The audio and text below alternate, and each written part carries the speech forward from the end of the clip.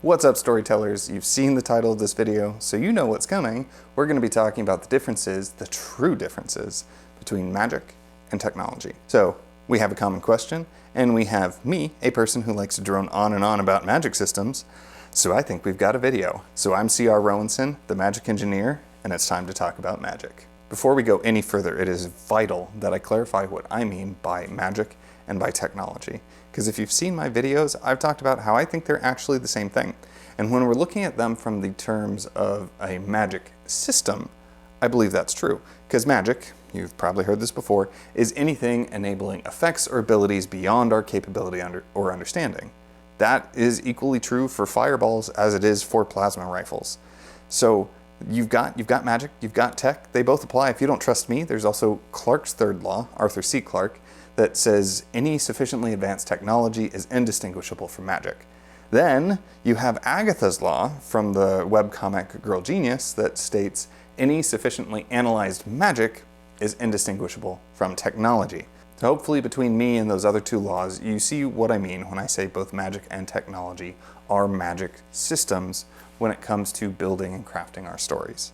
And while we can use them both the same in our storytelling and in our story building, they do feel different, and most importantly, there are differences in how magic and true technology impact our world. So really what we're looking at is technology as a society and world-shaping force in our fictional world. And from that context, there is a difference between magic and tech, and that's what we're getting into. The basic difference between magic and technology is a matter of transference. If you aren't familiar with the Magic System Blueprint, totally fine, you can check out some videos over here or over here, you can check them out somewhere. Transference is a measure, it's a value that tells us how easily the magic in our system can be picked up and handed off and moved around and exchanged between potential magic users. With traditional magic systems, that's usually low transference, because you either have the magic or you don't. There's no way for a magic user to gift their powers to somebody else. There's no way for a non-magic user to suddenly start performing magic. Or if there are, it's very difficult to do. Technology is on the far end of the spectrum, right? If I have a plasma rifle that allows me to shoot bolts of plasma, that's a magical effect. If I hand this rifle off to somebody else, they now have the ability to produce this magical effect. That's transference. And this is true across all forms of technology, well, most forms of technology. Take cell phones, for example. What good would a cell phone be in terms of a society-shaping force if it could only be used by the person that created it? You wouldn't be able to mass produce it, you wouldn't be able to sell it to the masses, it wouldn't be a significant, it couldn't be there in significant numbers to actually start changing things. And I know if I bought a cell phone like that and only the person who sold it to me could actually use it, I'd be kind of pissed. The other major difference between magic and technology is a matter of prevalence. Prevalence is just, as you might guess, how prevalent the magic is in the world. How distributed is it? Is it commonplace? Is it very rare? And again, this may not affect how the magic itself works, but in order to really start shaping how the world functions and how people as large groups and societies as a whole start to behave, you need to have things in high prevalence for it really to make a difference. And most of your traditional magic systems are lower in prevalence, where there's a smaller number of magic users, oftentimes because they're extremely powerful, and that's one of the balancing factors to keep them from just taking over. So prevalence is the other aspect here. To act as a technological force, prevalence usually needs to be higher. There is one other aspect I would be remiss if I didn't mention, and that's really just a matter of presentation. This is always a factor whenever we're dealing with magic systems, but you can present it however you want. That's why I don't consider it a actual difference, it's more of a stylistic one. And if you're interested, leave a comment below. I would be happy to do a video where I talk about how you can make magic look more like technology and technology look more like magic. So let me know if you're interested in that. Let's explore that gradient a little bit. Let's start with a theoretical system that has low transference and low prevalence. In this case, people either have the magic or they don't. They're either magic users or they're not.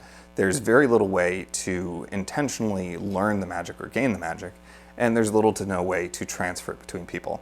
Not only that, magic users are relatively rare. Now, in this kind of situation, the magic users are actually fairly limited in how they can impact society.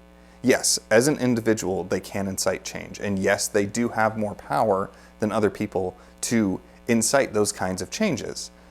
But in terms of mass population behavior change, they're a lot more limited.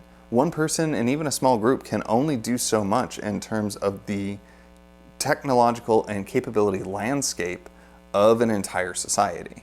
Now let's say that the magic users learn how to infuse their power into objects. And in doing so, I mean, this is kind of standard enchanting, in doing so they can now hand these objects off to other people, and these other people can now produce magical effects.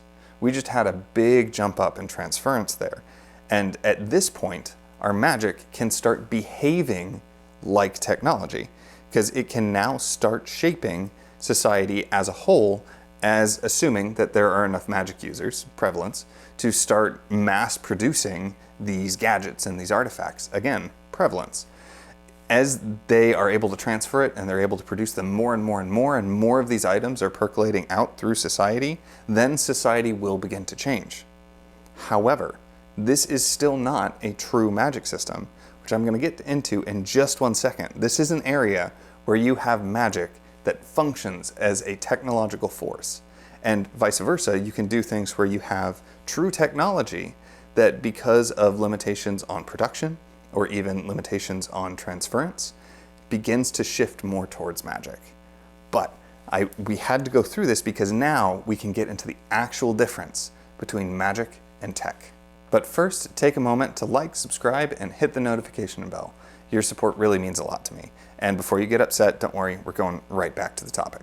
Okay, now we can discuss the actual difference between technology in your world and magic in your world. And really what it all comes down to is the means of production. How is the magic created? And these items or these things or these abilities that are passed off between people, how are those created?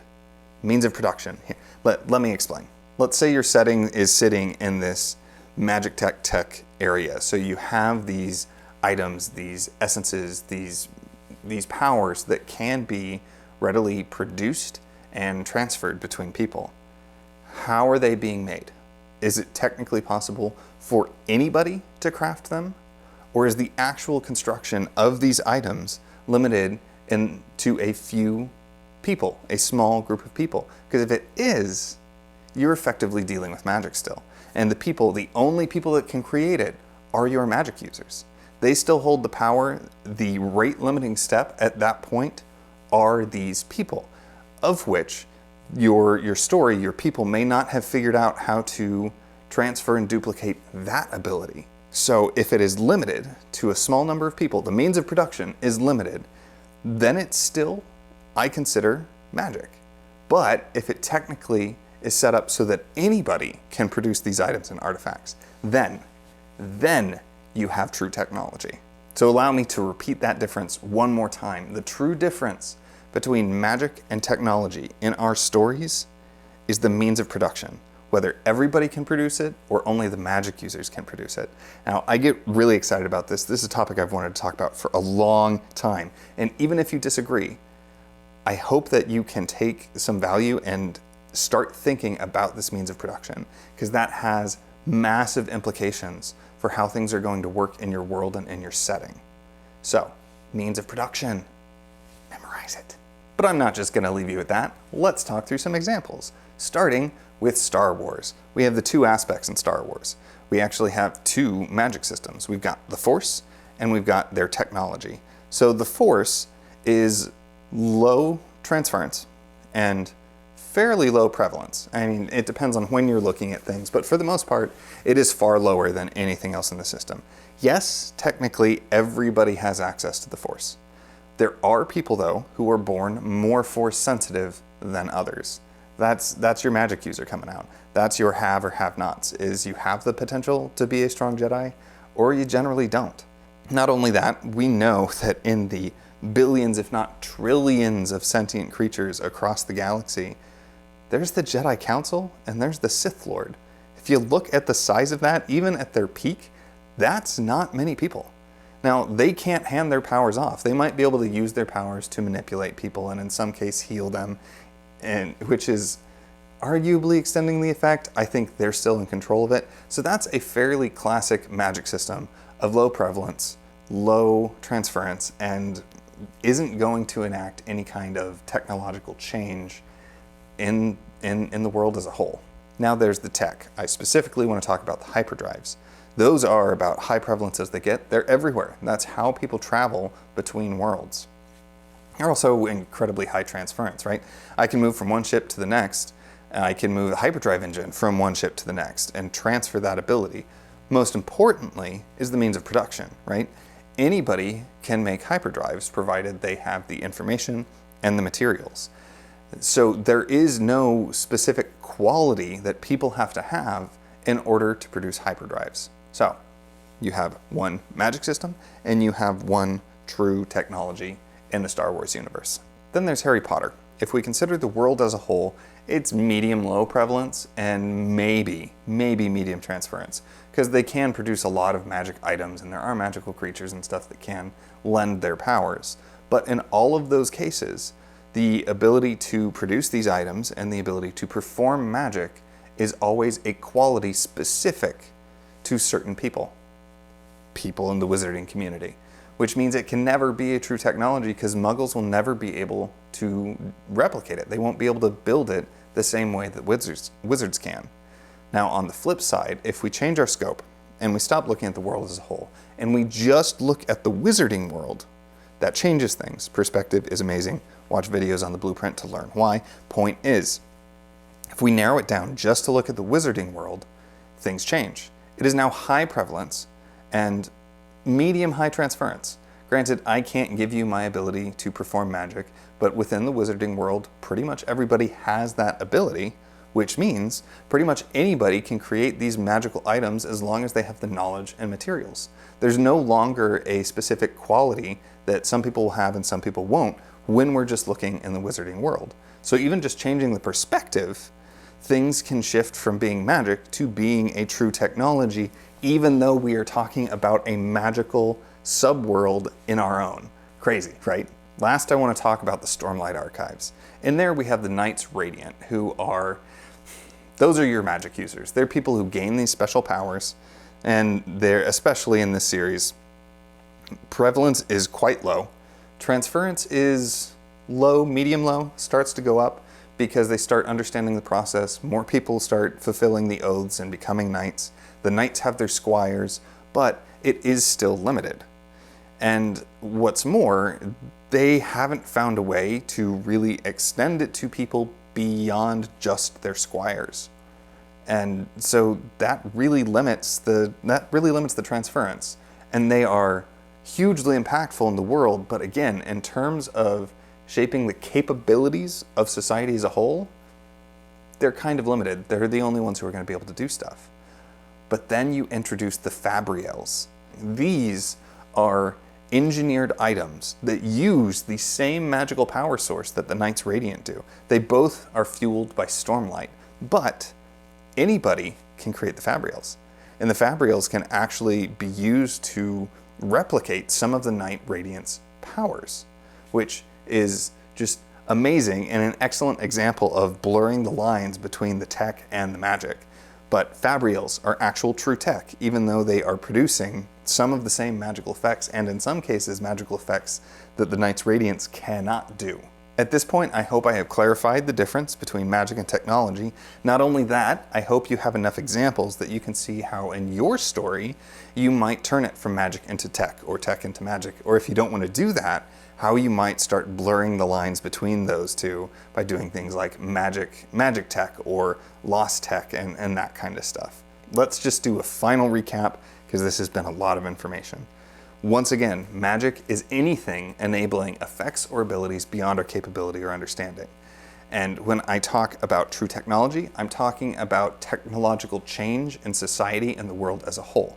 Now, your magic can function as technology if your transference and your prevalence are high enough. But the true difference between actual technology and actual magic is the means of production. Is the means of production limited to magic users, or is the means of production available to everybody? That's all I've got for now. Thank you so much for sticking around. Please leave some comments below and let me know what you think about my analysis on the difference between tech and magic. But whatever you do, please keep writing and stay awesome.